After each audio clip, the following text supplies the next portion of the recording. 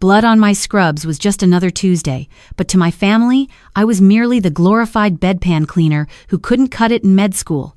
For 10 years, I swallowed their sneers at the dinner table. Then, one piece of dry Wagyu steak changed the hierarchy forever. In the Higgins family, your worth was measured by two things: your tax bracket and the prefix to your name. If you didn't have an Esquire, a doctor, or a VP attached to your identity, you were essentially invisible. I was Samantha. Or, as my mother Patricia liked to introduce me at her lavish Rosedale cocktail parties, this is Samantha. She helps out at the hospital. She could never bring herself to say the word nurse. To Patricia, a registered nurse was a symptom of a lack of ambition, a failure to launch. My father, Robert, was a retired corporate judge who spent his days nodding along to whatever my mother decreed, terrified of upsetting the delicate, expensive ecosystem she had cultivated. Then there were the golden children. My older sister, Beatrice, was a cutthroat corporate litigator at one of Toronto's top Bay Street firms. She wore sharp blazers, drank $12 matcha lattes, and billed $1,000 an hour to defend oil companies. My younger brother, Jonathan, was an investment banker who spoke almost entirely in financial acronyms and owned a condo overlooking Lake Ontario that cost more than I would make in a lifetime. And then there was me, the middle child, the anomaly, the black sheep in Brooks' triage scrubs. I didn't fail out of med school. That was the narrative my mother spun to her country club friends to save face. The truth was, I never applied.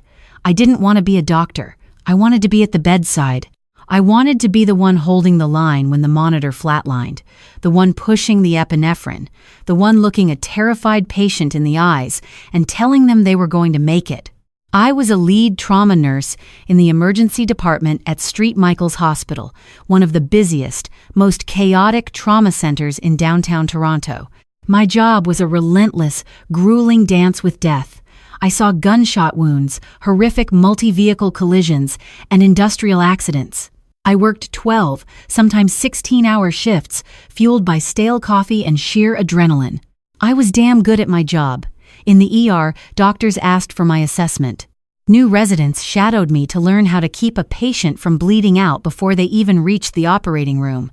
But at the mahogany dining table of my parents' estate, I was a joke. So, Samantha, Beatrice drawled during Thanksgiving dinner the year prior, swirling her Cabernet. Still emptying bedpans for minimum wage?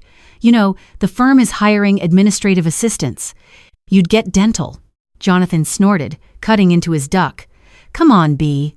She's not just emptying bedpans. Sometimes she gets to hand the real doctors a clipboard. Isn't that right, Sammy? I gripped my fork tightly, my knuckles turning white. I run the trauma triage, John. Last week I had to manually compress a man's femoral artery in the back of an ambulance while it was still moving. But sure. Clipboards. My mother sighed, the sound sharp and theatrical. Oh, please, Samantha, let's not discuss gore at the dinner table. It's unappetizing. We all know doctors do the heavy lifting. You just follow orders. There's no shame in it, darling, but there's no need to inflate it either. You just follow orders. That phrase was the soundtrack of my life in the Higgins household. They honestly believed my job consisted of fluffing pillows, bringing ice chips, and paging some brilliant doctor to come and actually save the day. They didn't know about the independent protocols, the rapid-fire split-second decisions, or the times I caught a fatal medication error prescribed by an exhausted first-year resident. They didn't know because they didn't care. I tried to limit my interactions with them, retreating to my modest apartment in Cabbagetown. I loved my life, despite the exhaustion. I had my hospital family, the paramedics, the scrub techs, the attending physicians who respected the hell out of me. Dr. Richard Sterling, our chief of trauma, often told me I was the sharpest diagnostic mind he'd worked with in a decade. But no matter how confident I was in the trauma bay, walking into my parents' house always reverted me back to a defensive, inadequate teenager. I kept waiting for the day they would look at me with the same pride they reserved for Beatrice and Jonathan. I kept waiting for an apology I knew would never come. Little did I know, The universe was brewing a storm that would tear down their illusions of grandeur in the most spectacular, terrifying way possible. It happened on a miserable, freezing Thursday in November.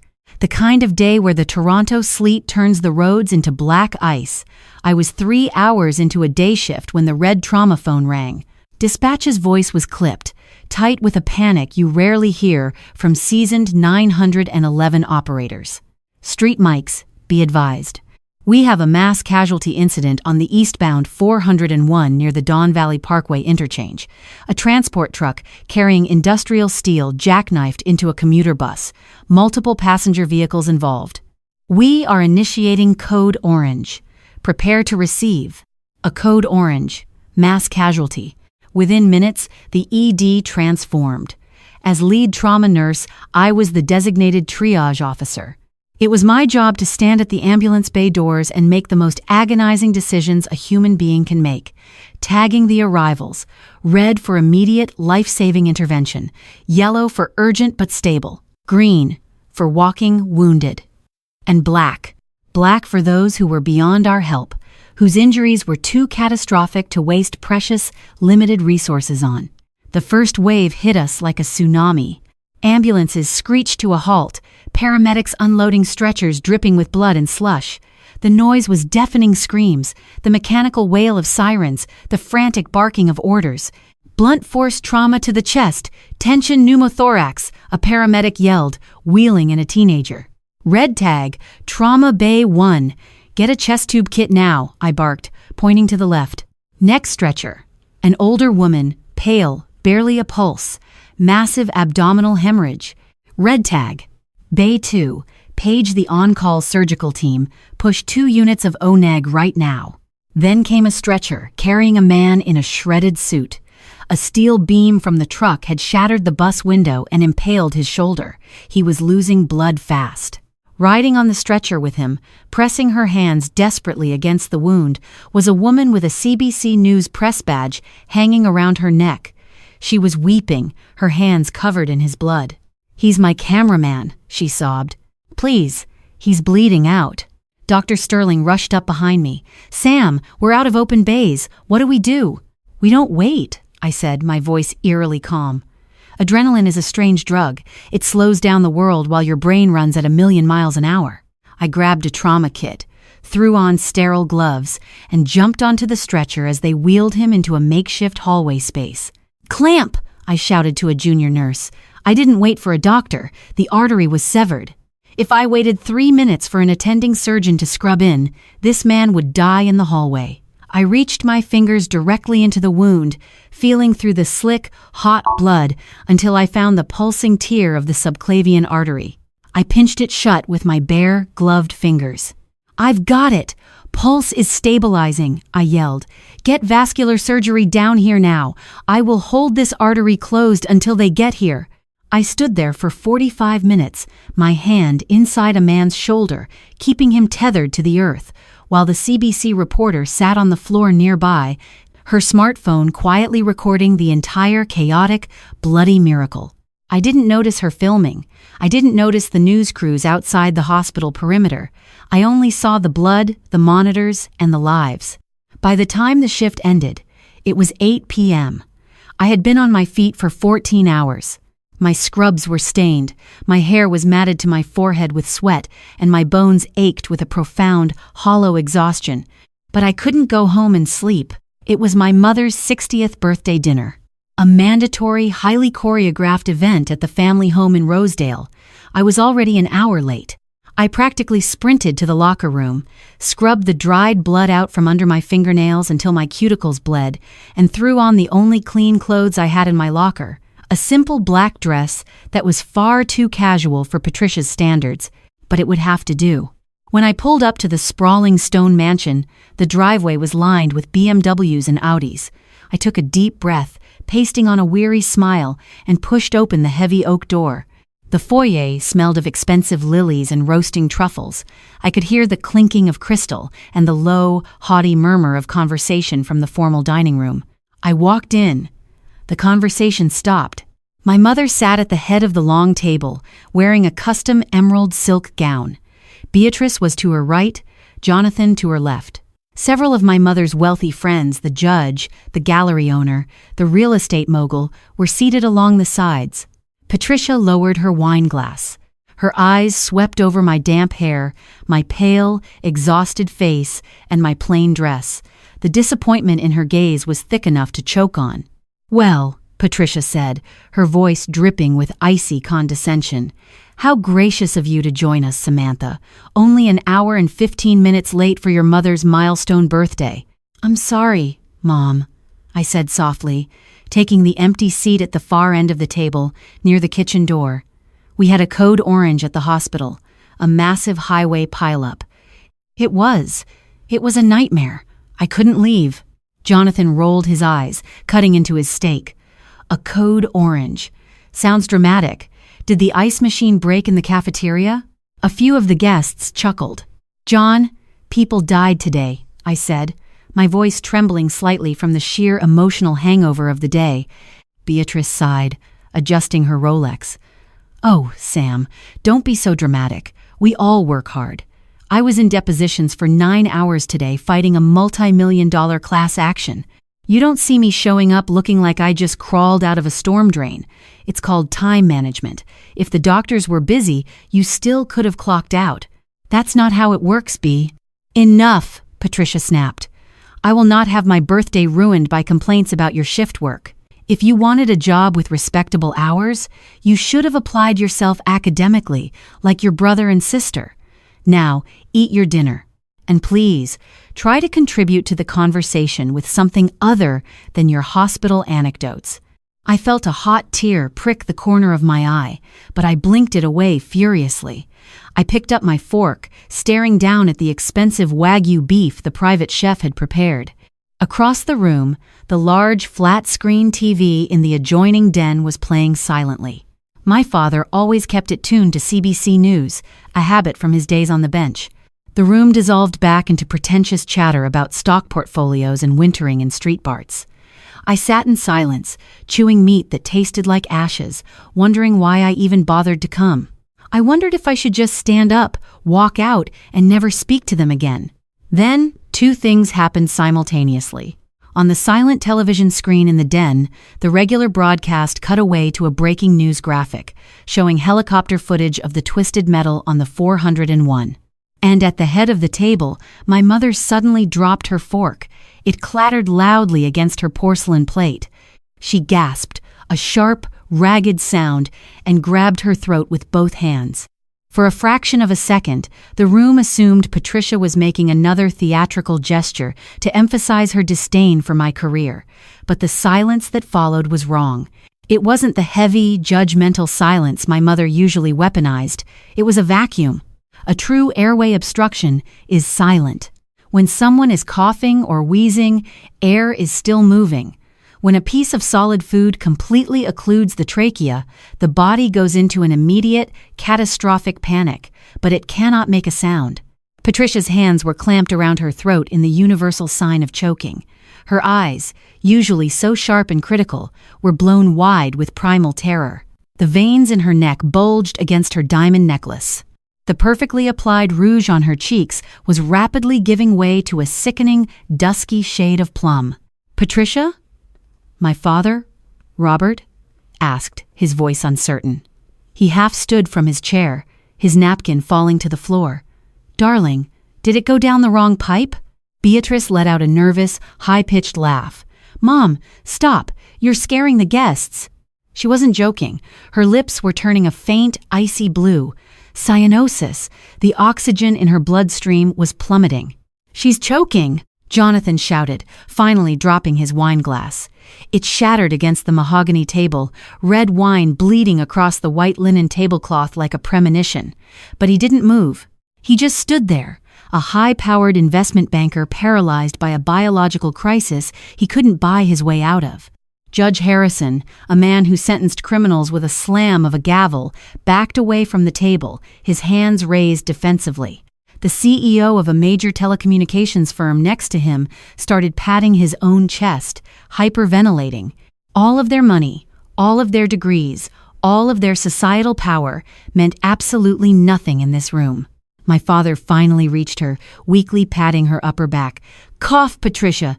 Just cough it up. Someone get her some water." "Water will drown her, Dad. Back away," I roared. The submissive, apologetic daughter vanished. I wasn't Samantha the disappointment anymore. I was the lead trauma nurse of Street Michael's emergency department, and my mother was crashing. I vaulted over my chair, sprinting the length of the dining room. I shoved my father out of the way with enough force that he stumbled into the credenza. "Mom, stand up," I ordered. I grabbed her under the arms, hauling her out of her velvet chair. She was already becoming dead weight, her brain starved of oxygen. I positioned myself behind her, wrapping my arms around her waist. I made a fist with my right hand, placed the thumb side just above her navel, grasped it with my left hand, and drove upward with a violent, J-shaped thrust. 1, nothing. 2, a sickening squelch, but no air. 3, I pulled so hard I felt her ribs groan against my forearms. The Wagyu steak was lodged deep, fused into the vocal cords by the sheer panic of her initial gasp. On the fourth thrust, Patricia's knees buckled, her eyes rolled back into her head, and she lost consciousness. "She's dead! Oh my God, you killed her, Samantha!" Beatrice shrieked, pressing her back against the dining room wall, pulling her hair. "Shut up, Bea! Jonathan, call 911. Put it on speaker and put the phone on the floor next to my ear. Now!" I screamed, lowering my mother's limp body to the priceless Persian rug. Jonathan fumbled violently with his iPhone, dropping it once before finally dialing. I knelt over my mother. In an unconscious choking victim, the protocol shifts. You don't do abdominal thrusts on a supine patient. You do chest compressions to force the air up from the lungs to pop the obstruction out. I locked my hands together, positioned the heel of my palm on the lower half of her sternum, and began to pump. 1, 2, 3, 4, 5. 911. "What is your emergency?" The dispatcher's voice crackled from Jonathan's phone. "Adult female, 60 years old, complete airway obstruction. Patient is unconscious and unresponsive. Commencing CPR, I barked without breaking my rhythm. Tell Toronto Paramedic Services we need an advanced care unit to Rosedale immediately." "Copy that, caller. Are you trained in CPR?" "I'm an ER trauma nurse," I snapped. 28, 29, 30. I dropped my head, tilting my mother's chin up, and opened her mouth. I couldn't see anything in the dark cavern of her throat. "I need light!" I yelled at the room of frozen millionaires. "And I need tweezers or tongs. Something long and blunt. Now." Nobody moved. They were all in clinical shock. "Move your goddamn feet!" I roared, the volume and ferocity of my voice shattering the dining room windows. Chef Michel, the private caterer who had been watching from the swinging kitchen doors, snapped into action. He sprinted to the kitchen island and returned 3 seconds later, sliding across the hardwood floor. He shoved a heavy, military-grade tactical flashlight and a pair of long, stainless steel culinary plating tongs into my hands. "Thank you," I breathed. I jammed the flashlight into Jonathan's shaking hands. "Shine this directly into her mouth.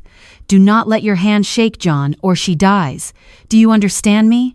Jonathan swallowed hard, tears streaming down his face, and aimed the blinding beam of light down our mother's throat. I used my left thumb to depress her tongue and jaw, opening the airway as wide as anatomically possible. Deep down, past the epiglottis, I saw it. A dark, jagged mass of unchewed meat, slick with saliva and blood from the trauma of the compressions, wedged tightly between the vocal cords. A blind finger sweep would push it down into the lungs, turning a choking hazard into a fatal surgical emergency. I had one shot. I slid the cold steel plating tongs into her mouth. My hands, which had been trembling an hour ago from exhaustion, were now terrifyingly steady. This was my domain. I guided the tips of the tongs down, feeling the resistance of her throat tissue, until the metal clicked against the obstruction. I opened the tongs slightly, biting down into the center of the meat. I clamped my fingers shut with a vice grip. "Please don't break apart. Please stay intact." I pulled. Slowly, deliberately, twisting slightly to follow the natural curve of the airway. With a wet, sickening pop, the obstruction tore free. I threw the bloody chunk of steak onto the Persian rug. For 3 agonizing seconds, nothing happened. My mother just lay there, gray and lifeless. Then, her chest heaved. It was a ragged, whistling, desperate sound. Air rushed into her vacuum-sealed lungs. Patricia's eyes flew open, bloodshot and terrified, and she rolled onto her side, coughing violently hacking up mucus and saliva onto the floor. I collapsed back onto my heels, my chest heaving, the culinary tongs dropping from my hands. The wail of sirens bled through the heavy oak front doors. Less than a minute later, 2 paramedics rushed into the dining room, carrying heavy trauma bags and a portable oxygen tank. "Where's the patient?" the lead paramedic shouted, before freezing. He looked at me, sitting on the floor in my plain black dress, covered in my mother's saliva. "Wait. Higgins? Sam?" It was Mike and Jenkins, 2 medics I worked with at Street Mike's almost every week. "Hey, Mike," I said, my voice suddenly hoarse. "Patient is a 60-year-old female, complete airway obstruction from food, unconscious for approximately 40 seconds. Cleared the airway via direct visualization and extraction with forceps. She's breathing on her own, strong radial pulse, but airway is inflamed." Mike stared at me, then looked at the opulent room, the shattered wine glasses, the horrified wealthy guests, and my mother gasping on the floor. "Jesus, Sam. You're off shift. What are you doing here?" Mike asked, dropping his bag and pulling out a non-rebreather oxygen mask. "It's my mother's birthday," I said flatly. Jenkins, the younger medic, knelt next to Patricia, strapping the oxygen mask over her face. He looked up at my father and siblings, who were all clustered together, looking like frightened children. "You folks are incredibly lucky," Jenkins said to them, his voice laced with the unmistakable authority of a first responder. 4 minutes without oxygen causes permanent brain damage. 5 minutes is death. With a complete obstruction, an ambulance couldn't have gotten here fast enough to save her. If Samantha wasn't here, he shook his head. "Well, you're lucky you have the best trauma nurse in the city and the family." My father stared at me. Beatrice stared at me. Jonathan stared at me. None of them said a word. The paramedics worked efficiently, checking Patricia's vitals, listening to her lungs with a stethoscope, and establishing an IV line just in case.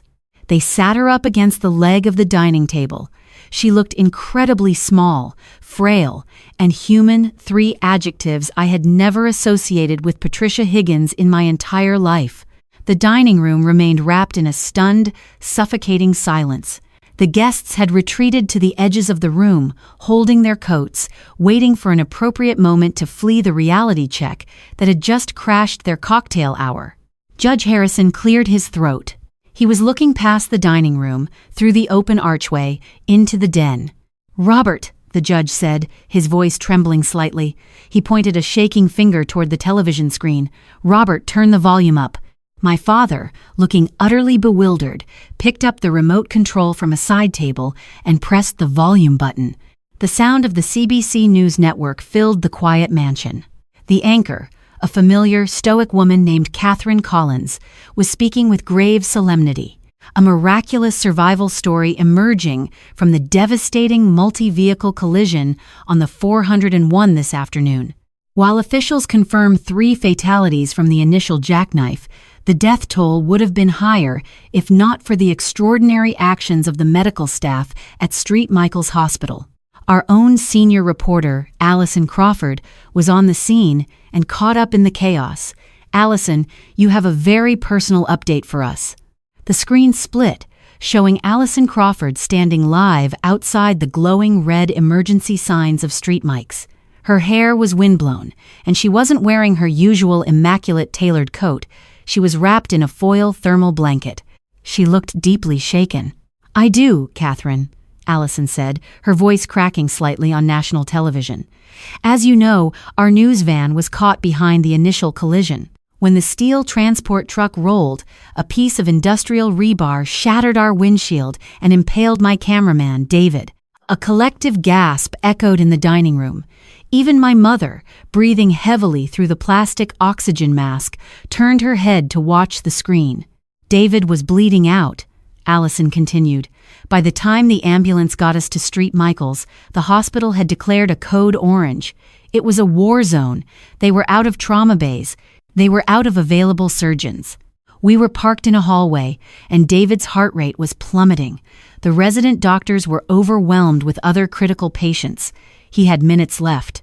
Allison paused, wiping a tear from her eye. The camera zoomed in slightly, and then the triage officer took over. I filmed this on my cell phone because I honestly thought I was recording David's final moments. I want to warn viewers, this footage is graphic, but it is a testament to the absolute heroism of our frontline healthcare workers. The live feed of Allison cut away. Suddenly, my face filled the 70-inch flat-screen TV in my parents' den. It was shaky cell phone footage, the edges blurred to censor the worst of the gore, but the audio was crystal clear, and the central action was unmistakable. There I was. My scrubs were soaked in a terrifying amount of crimson. My hair was plastered to my face. I had my left knee planted on the edge of the stretcher for leverage, leaning my entire body weight over the bleeding man. My right hand was buried deep inside his mangled shoulder. "Clamp!" my voice screamed from the television speakers. It didn't sound like the quiet Samantha who sat at the end of the dining table. It sounded like a general commanding a battlefield. It was feral, authoritative, and absolute. "I've got the subclavian. Pulse is stabilizing." The TV Samantha roared, her eyes locking fiercely with a terrified junior nurse off camera. "Get vascular surgery down here now. I will hold this artery closed until they get here. Tell them to prep OR3. Push a liter of saline, wide open. Move." The camera shook violently as people rushed past, but it stayed fixed on me. I didn't flinch. I didn't waver. I stood there, an unmovable anchor between a man and the grave. The footage faded back to Allison Crawford standing outside the hospital. "She stood like that for 45 minutes, Allison said, her voice filled with profound awe. Her hand inside his chest, manually clamping a severed artery until a surgical team could free up. "I learned her name is Samantha Higgins. She is the lead trauma nurse." I spoke briefly with Dr. Richard Sterling, the chief of trauma, who told me that without Nurse Higgins's rapid, independent medical intervention, David would not have survived the hallway wait. Allison looked directly into the camera lens. "To Samantha Higgins, if you are watching this, David is in recovery. He is going to live. From all of us at CBC, from David's family, thank you. You are not just a nurse. You are a lifesaver." The screen transitioned back to the news desk. My father clicked the television off.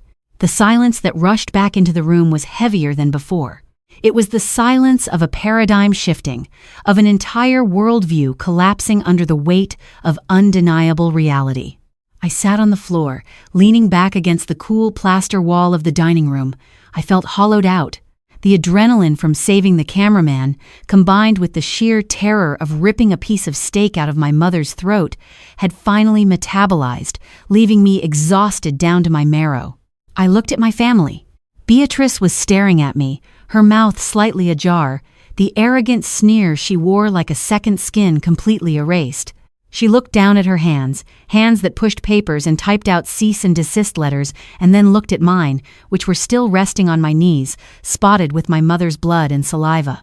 Jonathan looked like he had been slapped across the face. The brother, who constantly mocked me for handing real doctors a clipboard, had just watched me hold a man's life in my bare hands on national television, right after saving his mother while he stood by, entirely impotent. And then, there was my mother. Patricia slowly pulled the oxygen mask down beneath her chin. The harsh, pulsing red color of her face had faded to a sickly pale, but her eyes were clear. She looked at the television screen, now black, and then slowly turned her head to look at me. For the first time in 32 years, I didn't see disappointment in her eyes. I didn't see judgment. I saw awe. And underneath that awe, I saw a deep, agonizing shame. "Samantha," she whispered. Her voice was wrecked, raspy, and torn from the culinary tongs. I didn't want to hear it. I didn't want the apology that was forming on her lips, not because I was vindictive, but because I realized in that moment that I didn't need it. For a decade, I had sat at this table letting people who knew nothing about the fragility of life dictate my worth. They lived in a bubble of stock portfolios, luxury cars, and country club gossip. I lived in the trenches. I fought the reaper on a daily basis and won. I didn't need the validation of people who froze the moment the real world breached their mahogany doors. I slowly stood up. My knees popped in the quiet room. I walked over to the kitchen sink, turned on the tap, and methodically washed my hands. I scrubbed the soap into my palms, washing away the residue of the Rosedale mansion, cleansing myself of their expectations. Mike, the paramedic, watched me with a knowing look. "You want to ride in the back with us to the hospital, Sam?" he asked gently.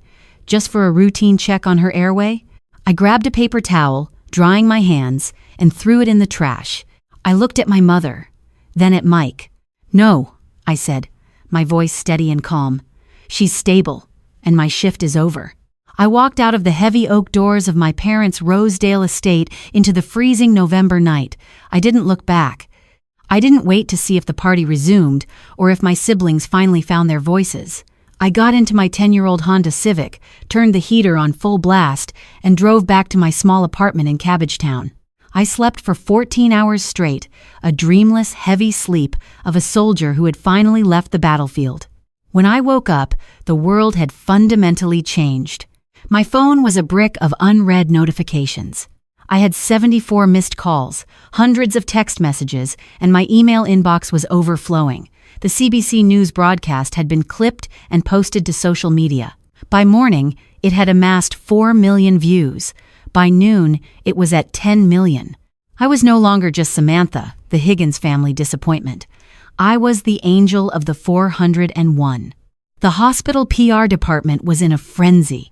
When I walked into street, Michael's for my next shift, the entire emergency department, doctors, nurses, custodians, and paramedics stopped what they were doing and gave me a standing ovation. Dr. Andrew Baker, the real-life chief of critical care and a man not known for his emotional displays, shook my hand in front of the entire triage desk. "I've reviewed the trauma bay footage and the paramedic reports from your off-site intervention," Dr. Baker said, his voice carrying the weight of his legendary reputation. "Your clinical judgment is flawless, Samantha. We are incredibly proud to have you on this team." A week later, a representative from the Temerty Foundation, a prominent philanthropic organization in Canada, contacted the hospital. Inspired by the raw footage of the realities of trauma nursing, they announced a massive, multi-million-dollar grant specifically earmarked for advanced trauma nursing education and the expansion of our emergency triage bays. The hospital named the new primary resuscitation room in my honor. But every action has an equal and opposite reaction. While the universe was suddenly recognizing my worth, the rigid, arrogant world my family had built for themselves began to fracture under the weight of hard, undeniable karma. It wasn't a mystical punishment. It was the brutal, unyielding reality of biology and psychology snapping back at people who thought they were above it. The first domino to fall was my mother, Patricia. The piece of Wagyu steak had been lodged so deeply, and the extraction with the culinary tongs so necessarily violent that it caused severe, permanent scarring to her vocal cords.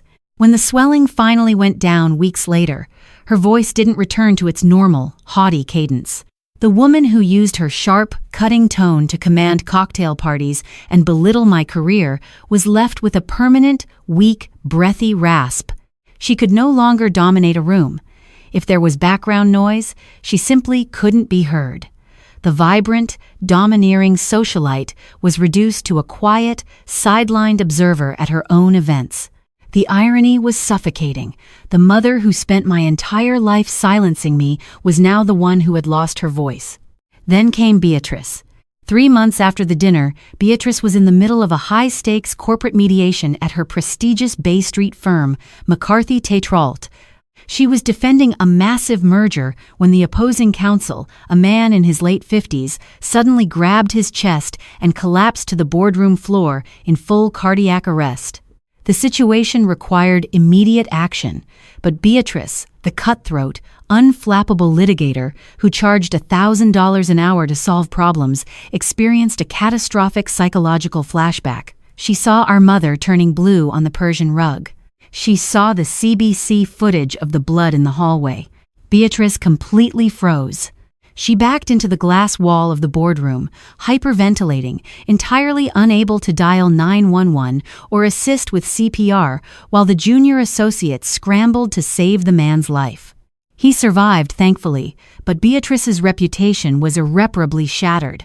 The partners saw her break under real pressure. She lost her edge. 6 months later, citing severe burnout and anxiety, she stepped down from her partner track and took an indefinite leave of absence. But the hardest hit of all was Jonathan. Watching me pull our mother back from the brink of death, combined with his total inability to act, broke something fundamental inside my brother's meticulously curated brain. The illusion of his invincibility evaporated. He developed crippling, severe hypochondria and health anxiety. The money in his offshore accounts couldn't buy him peace of mind. He started visiting expensive private concierge doctors for every minor twitch, palpitation, or headache. He spent tens of thousands of dollars on full-body MRI scans and genetic testing, terrified that a silent killer was lurking inside him. The stress of his investment banking job became a trigger for severe panic attacks, forcing him to step away from the trading floor. One rainy evening, about a year after the choking incident, my phone rang. It was Jonathan. "Sam?" he asked, his voice shaking. "What is it, John?" I replied, reviewing a patient's chart at the nurse's station. My chest feels tight, and my left arm is tingling. I think I'm having a heart attack. I'm terrified, Sammy. Please, what do I do? He wasn't mocking me. He wasn't asking for a doctor. He was begging his big sister, the nurse, to save him. "Take a deep breath, John," I said, my voice slipping into the calm, authoritative tone of the triage desk. "Tell me exactly what you're feeling. I'm right here." I stayed on the phone with him for an hour, walking him down from a massive panic attack, explaining the physiology of anxiety until his breathing returned to normal. Before he hung up, he paused. "Sam?" "Yeah, John. I'm sorry," he whispered, the sound thick with tears. "I am so sorry." I didn't gloat. I didn't rub his past cruelty in his face. In the hospital, we treat everyone the same. The CEO and the homeless man get the same compression rate, the same oxygen, the same empathy. I simply told him to get some rest and to call me if it happened again. I never received an apology from my mother or Beatrice, but the dynamic had irrevocably shifted. I was no longer the black sheep. I was the anchor. I was the one who understood the fragile, terrifying line between life and death, and they were the ones forced to live in the reality I navigated every single day. Blood still stains my scrubs. I still drink terrible coffee and work 14-hour shifts, but the silence at my family's dinner table is different now. They learned that when the monitors flatline and the silver spoons tarnish, the only thing that matters is the nurse who refuses to let you go.